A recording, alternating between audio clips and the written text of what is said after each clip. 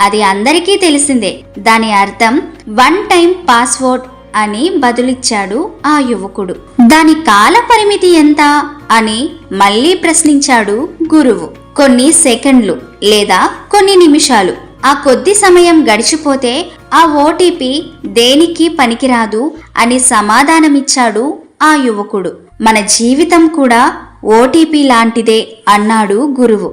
ఆశ్చర్యంగా గురువు వైపు చూశాడు ఆ యువకుడు. ప్రకృతి మనకు ప్రసాదించిన కాలమే మన జీవితం.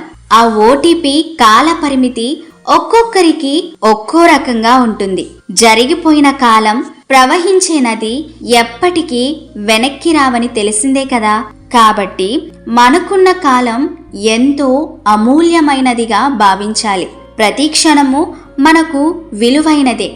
దాన్ని పూర్తిగా ఆస్వాదించాలి అంటే మనం ఆనందంగా ఉండాలి.